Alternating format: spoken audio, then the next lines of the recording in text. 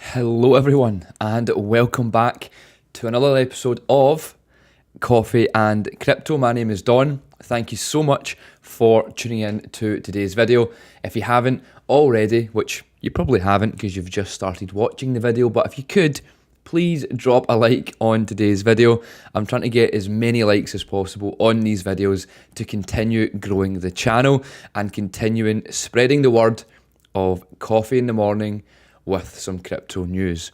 So today then we have a little bit of news to cover regarding financial advisors potentially offering crypto as a service, and also we have a few updates actually from, once again, the Ripple XRP lawsuit, and then a little bit about BitPanda, a European exchange teaming up with Coinbase. So exciting stuff to get through. Please make sure you stick around to the end of the video because there is loads to cover.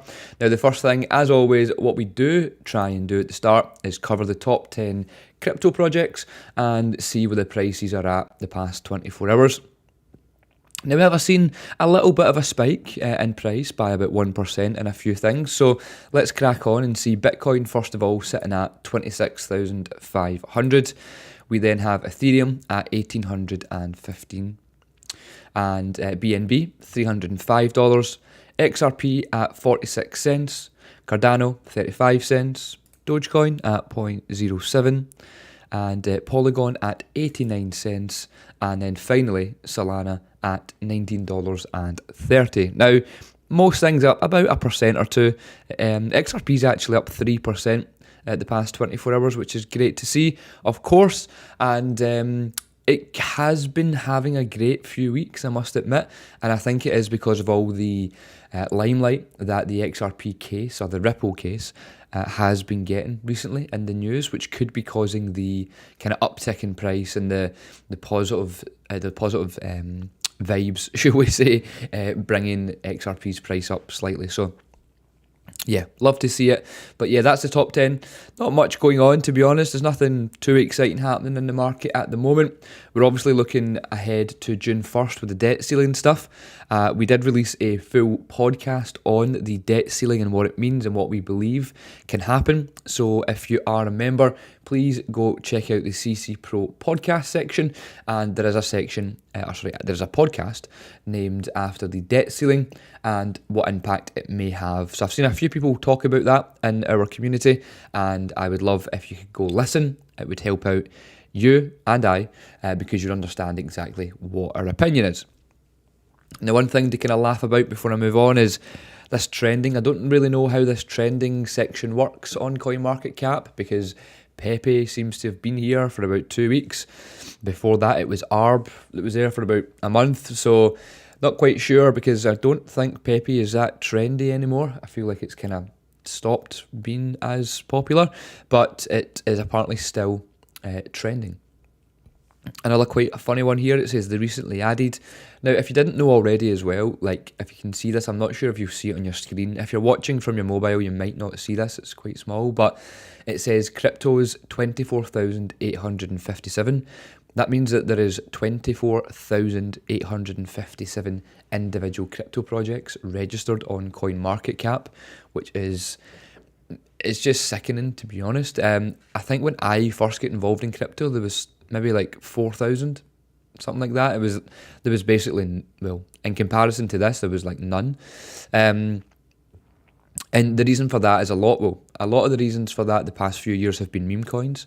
The prime example was the part I was going to show you just there was this recently added tab is just essentially people just making up coins and registering them with CoinMarketCap.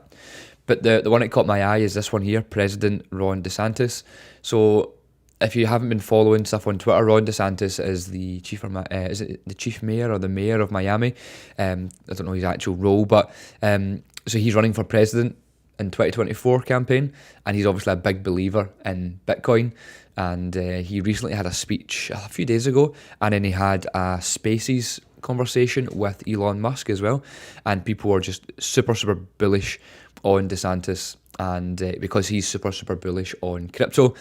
And then look, someone has created a coin. Let me see if it lets me open it up here. It's actually down 6%. Yes, it's not doing all that good.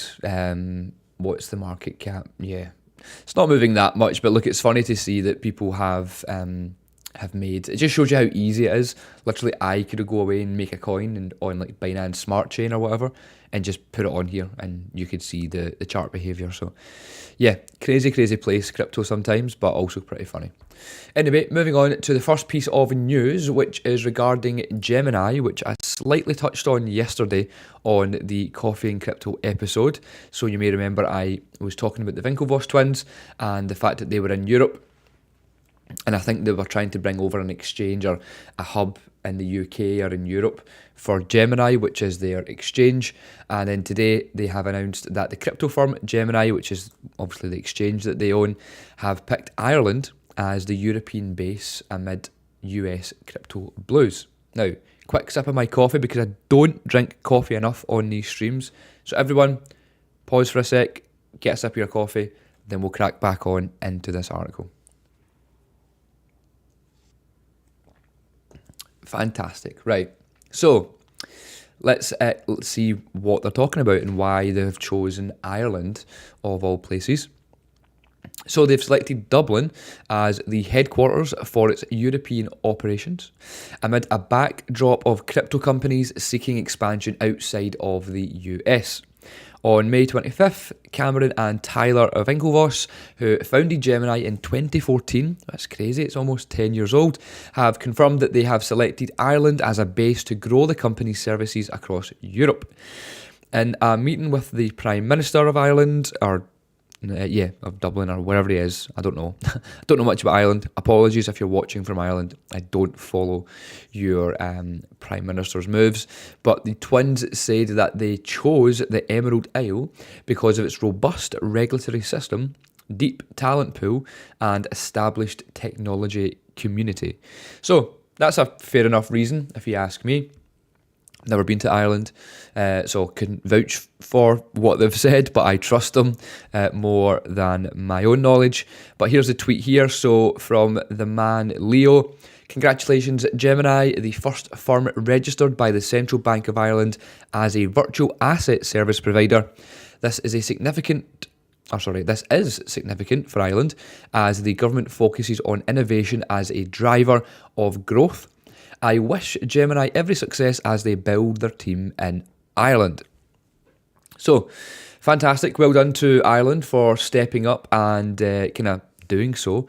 It's obviously quite a big deal because, well, they're saying there it's the first kind of virtual asset company that they have registered to do that. And Gemini is, I don't use Gemini personally, but it is a big exchange. There's a lot of money flowing through it. So it's a very well established exchange.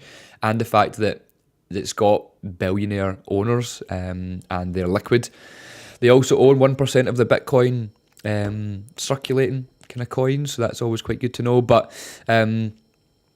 yeah, so anyway, it's good to see. Don't know why they didn't pick the UK. Well, actually, yeah, I do. The UK isn't as, I would say, as set for this, I would say, yet. I think they're in the process of doing it, and they definitely want to become the hub, or the European hub, or whatever it may be. But I do believe that moving over to Ireland and Dublin is probably a good bet for them. And yeah, good on them. Anyway, according to research last year, around 10% of Irish adults surveyed they held cryptocurrency. Surely it's more than that. Like, when I first read that, I thought 10% doesn't seem like a lot. However, what I have said previously, I think I actually said it this week, correct me if I'm wrong, but crypto is such a niche. So I even spoke about this in Discord as well, where people think that because you're involved in crypto, right, and you know people that are involved in crypto, and you think about crypto every day, you talk about it every day, blah, blah, blah, you think that just everyone knows about it, but only a select few choose to invest in it or whatever. But crypto is tiny. Like, it is such a niche market currently. Obviously, in bull markets, it kind of helps. It gets a bit more attention, but even there, like this article says it was 12% in the bull market, and now it's 10% in the bear market. So they're not big numbers at all. 10% of adults in Ireland, like, Ireland's not a small country, and only 10% are holding crypto. So Just goes to show you how small crypto actually is, and how, without sounding like the cringy saying that you see on Twitter, we are so early.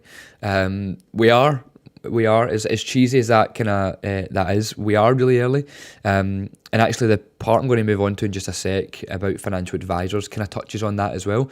But yeah, so only 10% apparently of Irish adults own crypto. I would like to see what the percentage is in the UK. But yeah, just remember, when you are involved in this space, it's still a very niche market. Some people will know about it, don't get me wrong, people know about crypto, but it doesn't mean that they invest in it. And a lot of that is down to like regulatory stuff, and they're waiting for it to be regulated. But yeah, anyway, we're in a niche market, don't forget that. And that just shows you we've got so much room to grow in the future. And the fact that Gemini are now reaching over into Ireland is as a positive, I would say. Once again, it goes back to something I said a few weeks ago. Continue to see bullish news coming from crypto. Obviously, there's some bearish news and some negative news and some media just nonsense, but there is so much bullish news that comes out from crypto that you just need to look and actually dig it out and see. As well as when you read an article, that's kind of what Coffee&Crypto is set up for. That's why I do this every day, because I've got the experience, I've seen all the news articles, I've seen all the agendas from the media. I try and cover the news and then break it down and give you my opinion of what it actually means and what they're trying to actually push in the media. But yeah, anyway, make sure you tune into these videos every single day is what I'm trying to say, because I kind of try and debunk a lot of things and help you understand what the news articles show, because there's hundreds, if not thousands, of news articles that I try and work through throughout the week, and I only bring you a kind of selection of them because a lot of it is just nonsense. You don't need to hear it. What you need to hear is what I try and bring you each day. So yeah, anyway, I guess that's just a bit of a plug for myself to say make sure you're tuning into these videos each and every single day. If you don't want to watch these videos, just put it on YouTube, put your phone in your pocket or in the car and just listen to it as if it's a podcast. Either way, make sure you're taking in what I'm saying, because it is it's very, very interesting, if I do say so myself. Now, moving on to some European news, another exchange European news, and BitPanda. You may have heard about them before. Deck has mentioned them a few times with regards to when he was speaking about the SwissBorg Series A stuff and comparing SwissBorg to BitPanda, who are a similar type of European exchange that sold for a lot of money or was valued at a lot of money a few years ago. So you may have heard the name before. Bit of an interesting name, BitPanda. I don't know where it came from, but they have secured a license agreement with Coinbase as part of a strategic partnership. So let's get into this. Let's see why I'm bringing it to your attention, because I do feel like this is quite important. Even if you don't use BitPanda or you've never heard of BitPanda, you've heard of Coinbase, and I do cover Coinbase quite a lot on this channel. So yeah, it's definitely something to listen to, understand, and try and figure out what's going on in the European crypto market. Quick sip of my coffee. I'm making it a point today to really get through this coffee because it is Friday. I've got a lot to do today in the office. I want to make sure that I am firing on all cylinders. So coffee is the aid to do that. Okay, so the Vienna-based cryptocurrency investment company BitPanda has finalised a licensing agreement with Coinbase, making Coinbase a liquidity provider for BitPanda technology solutions. So the tweet they have put out then is, "We are excited to announce that BitPanda Technology Solutions is collaborating with another industry leader. With BitPanda Tech at Coinbase will offer a regulated trading infrastructure to their clients like banks and financial institutions outside of the US. So that's quite important, outside of the US, because no one likes the US at the moment for the crypto regulations. So according to the announcement, the collaboration between both entities will enable Coinbase to offer one of the most scalable investing as a service infrastructures to their institutional clients, so the big money guys, such as banks and financial institutions outside of the United States. So the strategic partnership will allow Coinbase to provide its institutional clients outside of the US. How many times do they want to say outside of the US in this article? That's 3 times already. Anyway, with a fully regulated trading infrastructure. This is why I don't like these articles sometimes. I proofread them quickly before I come live. I like to read them live, if that makes sense. So I proofread them, make sure they're not just absolute nonsense. But then when I read them back to you, I try and go through the whole thing. But sometimes it's just like, I've said this so many times before, like it's just nonsense. A lot of these articles, they just pump the articles up a little bit. So like this article could be broken down into like 2 paragraphs, but they make it like a full thing. Obviously someone's getting paid per article for Cointelegraph to write this. But you end up like seeing repeats of the exact same thing so many times. Anyway, forgive me if it sounds repeated. Like I said, it's just, we're working here. We're working with the media. We're trying our best here. So additionally, as part of the agreement, BitPanda will integrate Coinbase Exchange into its network of approved liquidity providers. And this grants institutions the ability to leverage BitPanda's regulatory licenses and KYC as a service to streamline their entry into the European market while maintaining their own brand identity. So this is huge in my opinion. This is massive, especially because all the things that I've been covering the past few weeks with Coinbase and with the US regulatory issues. The fact that Coinbase being the largest kind of exchange that there is, I guess, or known at least, because they're having issues in the US, they're now looking to help and, well, they're now looking to get help, I guess, for their current clients, especially their institutional clients, the ones that have the big money, outside of the US. So they're branching out, they're growing. Once again, bullish news. They are growing and growing and growing. We're in a bear market. We all know that. You've seen the prices, but we continue to see bullish partnerships. And this is why, again, another reason why I love this Coffee and Crypto segment. Is that what it's called? These videos that I bring you each and every single day.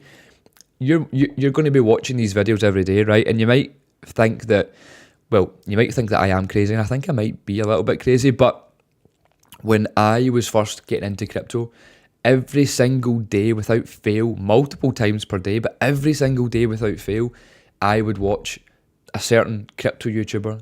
Deck would do the same, and we tell all of our consultation clients and people this each and every day, and we speak to them. No matter the market, bear market, bull market, whatever it is, especially in the bear market though, which we're in just now, watching shows like this for 20 minutes of your day, 30 minutes of your day, in a bear market where, yes, the prices aren't great, yes, you're not getting rich overnight, whatever, but the fact that you're committing and you're learning every single day, you're showing up every single day, like these days will just pass and pass and pass. It's another day closer to the Bitcoin halving for a start, and another day closer to the next big bull cycle. So just take every day as it comes in crypto, learn every day, watch these videos every day, take in what I'm saying, and realize that all this bullish news from Coinbase, BitPanda, Gemini, literally everything, Ripple, XRP, the lawsuit, like all these things are gearing up so that in the bull market, it all is just like, this kind of gets forgotten about a little bit because the prices take over in bull markets, which is, look, fair enough, I understand it. Everyone is an investor at the end of the day. They want to make money at the end of the day. But in order to make money in a bull market, you need to commit in a bear market and see what's going on in the background to why these bull markets and bull cycles are even a thing.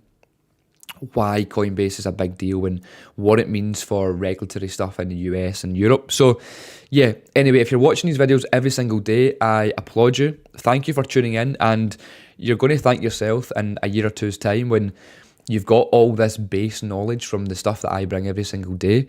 Not just me, but there's other people out there doing stuff that I do, but I do it in a way that I try and just make it more of a general conversation and not just a news piece or a news article, because you can read a news article yourself.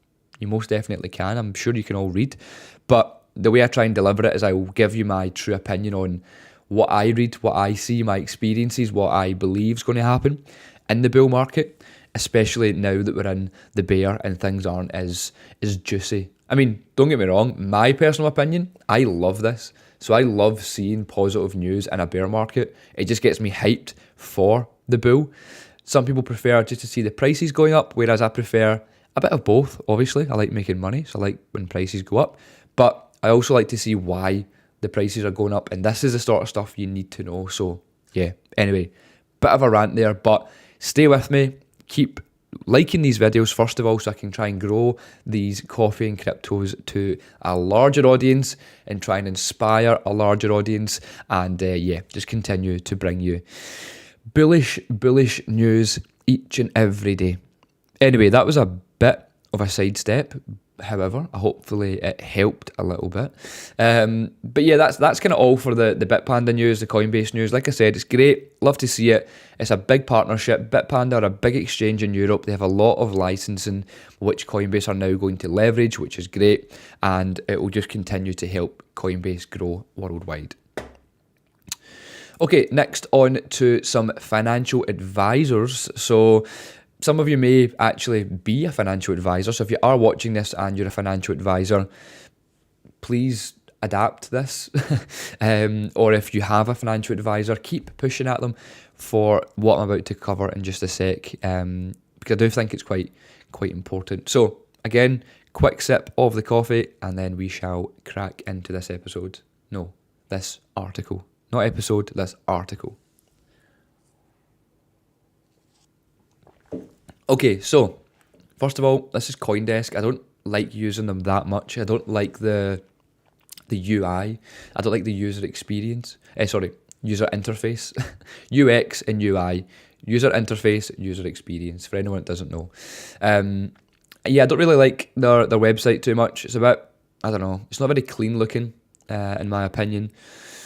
Whatever. Anyway, so the kind of financial advisor stuff, what I was going to cover. So it's fair to say then that the sentiment toward crypto among the general public has plummeted in the past year. Yep, it's a bear market. This may have a secondary effect on pushing financial advisors to shy away from the category and digital assets in general, at least until there is more certainty in the markets and the forces that drive them. I love this. It's like, that just shows you how much financial advisors need to know about crypto. Like, I know a financial advisor, friend of a friend, spoke to him many times. He might be watching this video. If you are, shout out to you. You know exactly who you are. But whenever I end up kind of in his company, we're always chatting. He's a financial advisor. I think he's a chartered financial advisor, so he's been doing it a long time. Really, really well, does really good at his job. And he has clients, obviously looks after with loads and loads of money. He's about our age, or my age, so he likes crypto, whereas the partners of his firm are a bit older and they don't like crypto. So again, he's had many conversations with these guys and they clearly don't like crypto. And I think it is an age-related thing.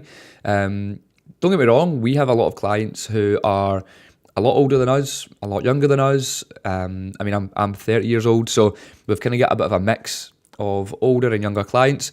But we tend to see the older the person, especially if they're a financial advisor, they don't like the thought of crypto. And I think it is just an old school way of looking at it because they've came up from, well, say they've been working in financial advice for 30 years. Obviously, crypto hasn't been around that long, so they know exactly what they know. They've been trained in bonds, stocks, ISAs, whatever it may be. So bringing something new like crypto, which is a bit riskier, it's unregulated, it's a total no-go for them. But like I said, the boy that I'm talking about, he's the same age as us, and he likes crypto, likes the thought of crypto. Can't offer it yet as a financial advisor, but I'm assuming at some point he will be kind of one of the first to do so. But anyway, looking at the long term, as advisors are supposed to do so, lends itself to a different perspective. Crypto is still a relatively new technology. With all new technologies, there is an adoption curve, and a good way to evaluate this is Metcalfe's law.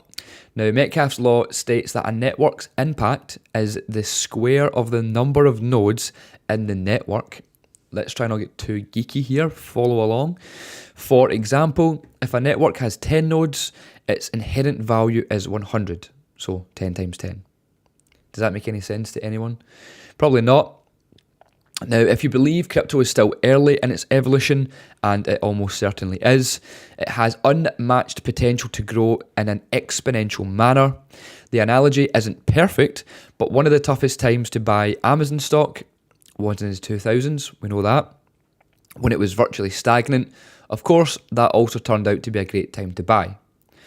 Now, in addition to its untapped potential, crypto and blockchain have come to be defined by such features as decentralization, security, transparency, efficiency, innovation, and financial inclusion. Apologies. Many of these facets are attractive to financial advisors as they scan the macroeconomic landscape. The macroeconomic, said that strange, landscape for investment opportunities for their clients. With a difficult 2022 behind us, during which almost every asset class went down, and the traditional 60-40 portfolio had the worst year in over a century, it is important for advisors to open up to the possibilities in the future landscape to rebuild and protect and grow their client portfolios. So, yeah, like I said, it's something that I believe financial advisors need to embrace.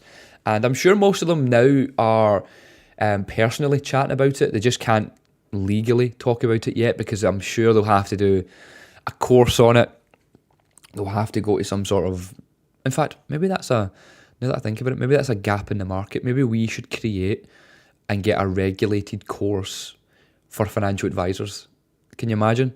Crypto Glasgow or Certified Crypto, whichever one it falls under, brings a financial advisor crypto course. That'd be quite cool. Let me note that, because that would be very interesting. But anyway, it's definitely a need, I believe.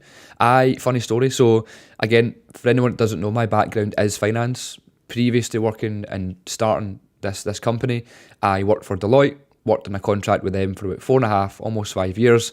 Previous to that, worked in Santander for about 3 years. So always been in finance. Before I left Deloitte, I was planning to become a financial advisor. Got a course, got all the books. It was like an online thing. You pay like a couple of £1,000, you get the books, you do courses, blah, blah, blah.